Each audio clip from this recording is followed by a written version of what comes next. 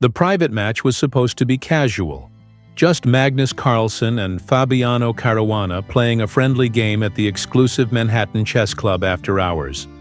But when Fabiano started making moves that corresponded perfectly to a pattern Magnus had seen before, everything changed. Because those weren't just chess moves, they were coded messages worth millions of dollars.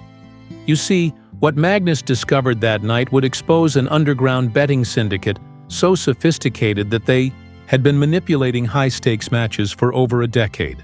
And the person he trusted most in the chess world was about to reveal himself as the mastermind behind it all. It started innocently enough. Fabiano had invited Magnus for what he called a relaxation game after a grueling tournament in New York. The Manhattan Chess Club was closed to the public, giving them complete privacy to play without spectators or media attention. Magnus welcomed the opportunity to play his longtime rival in a stress-free environment. But within the first 10 moves, Magnus noticed something odd. Fabiano was playing with unusual precision, but more disturbing was the subtle pattern in his piece placement. Knight to d4, bishop to e3, pawn to h4. The sequence seemed random to any observer, but Magnus recognized it from somewhere he couldn't quite place. As the game progressed, Fabiano continued making moves that were strategically sound but contained these strange positional patterns. Magnus began paying attention not to the chess position, but to the underlying code embedded in Fabiano's move sequence. That's when he realized what he was witnessing. Every few moves, Fabiano would glance at his phone, which was positioned innocuously beside the board. But Magnus noticed that the timing of these glances corresponded exactly with the coded moves.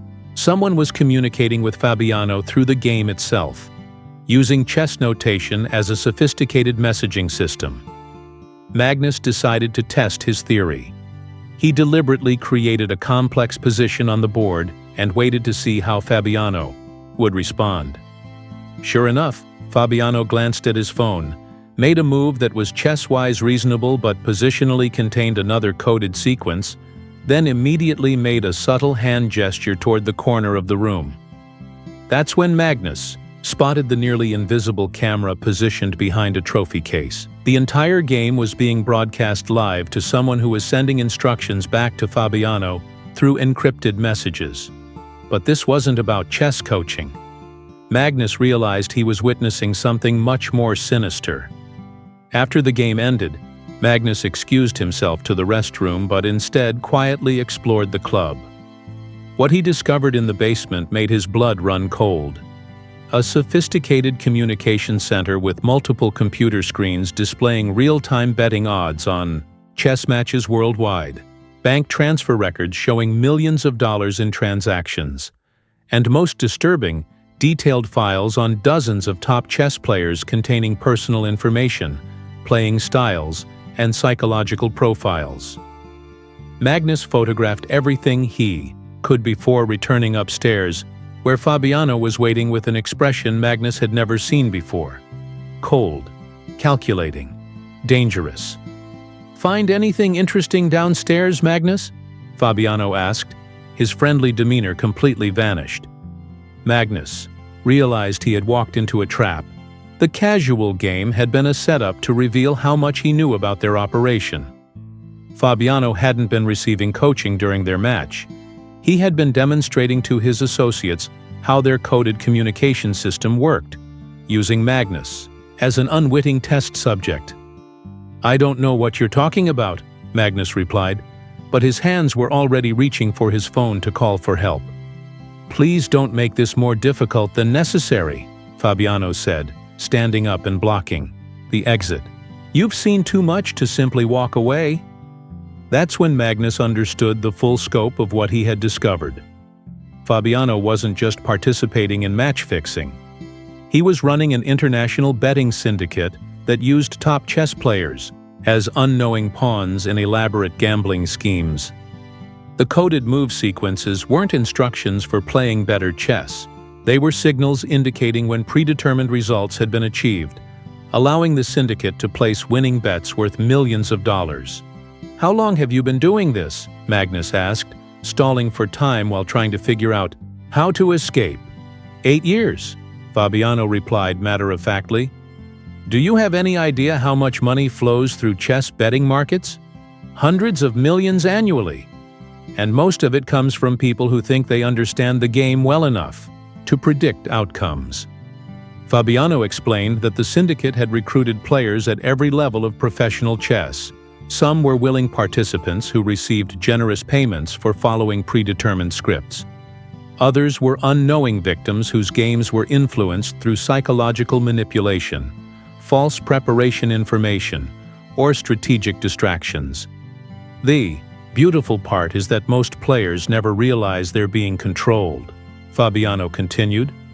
They believe they're making their own decisions, having their own insights. But every major tournament for the past 5 years has had results influenced by our network. Magnus felt sick as he realized the implications. His own matches might have been compromised. Victories he had earned through skill and preparation could have been tainted by external manipulation designed to benefit gambling interests. "Why are you telling me this?" Magnus asked. "Because you're going to join us," Fabiano replied. "Your reputation and influence make you valuable to our operations. With Magnus Carlsen endorsing certain tournaments and players, we can manipulate betting markets more effectively than ever." The offer was accompanied by financial documents showing the enormous sums Magnus could earn by participating in the Syndicate. Players who cooperated received not just direct payments, but also preferential tournament invitations, sponsorship opportunities, and career advancement that legitimate chess couldn't provide. "And if I refuse?" Magnus asked, though he already knew the answer. Fabiano's expression darkened. "Then you become a liability that needs to be managed. We have extensive files on every major chess player, including you. Personal information, financial records, private communications. If you threaten our operation, those files become public in ways that will destroy your reputation permanently." Magnus realized he was facing a choice between corruption and career destruction. The Syndicate had grown so powerful that they could eliminate anyone who opposed them, either through blackmail or by manufacturing scandals that would discredit their targets. But Magnus Carlsen hadn't become world champion by accepting defeat. Even trapped in a basement with limited options, he was already calculating his next moves. "I need time to think about this," Magnus said. "You have until tomorrow," Fabiano replied. "But Magnus, understand that this conversation never happened. If you try to expose us without proof, we'll simply deny everything and release information. That will make you look like a paranoid conspiracy theorist."